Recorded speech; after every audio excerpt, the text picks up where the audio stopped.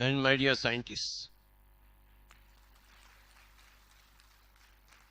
ఇది శాస్త్రవేత్తల సదస్సు, ఆధ్యాత్మిక శాస్త్రవేత్తల సదస్సు కనుక ఇక్కడికి వచ్చిన వాళ్ళందరూ కూడాను ఆధ్యాత్మిక శాస్త్రవేత్తలే. ఒక మహిళా సదస్సు ఉందనుకోండి, ఎవరు వస్తారు అందరూ? ఒక క్రిస్టియన్ సదస్సు, క్రైస్తవ సదస్సు అనుకోండి, ఎవరు వస్తారు అందరూ? ఒక హిందువుల సదస్సు అని ఎవరన్నా అన్నారనుకోండి, ఎవరు వస్తారు? అలాగే ఇది జాతీయ ఆధ్యాత్మిక శాస్త్రవేత్తల సదస్సులు. ఇక్కడ వచ్చిన వాళ్ళందరూ మహాశాస్త్రవేత్తలు. వారి ఆధ్యాత్మిక శాస్త్రజ్ఞతలో ఉన్న వారి వారి అనుభవాలను క్రోడీకరించి ఇక్కడ విశ్లేషించి చెప్పేవాళ్ళు ఉన్నారు.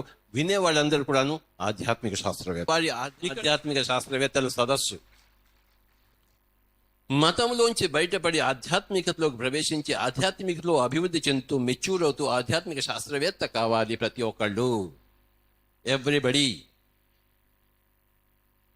దానికి 3 మార్గాలు ఉన్నాయి, 4 ఉన్నాయి, 5 ఉన్నాయి, ఎన్నో ఉన్నాయి. కానీ ఫస్ట్, సెకండ్, థర్డ్ ఏంటంటే ధ్యానము ఫస్ట్, సెకండ్ ఏమో స్వాధ్యాయము, 3ఏదేమో సజ్జన సాంగత్యము, సత్యం తెలుసుకున్న జనులతో సాంగత్యము.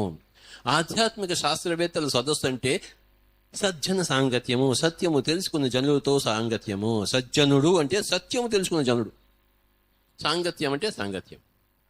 త్రిజగతి సజ్జన సంగతి రేఖ భవతి భవార్ణవ తరణే నౌక. 3 లోకాల్లో కూడాను సజ్జన సాంగత్యమే భవ సాగరించి అంటే దుఃఖ సాగరించి బయటపడే ఏకైక నావని చెప్పారు. ఈ 2 రోజులు మనం చక్కగా అందరూ విందాము. అందరికీ నాకు నమస్కారములు.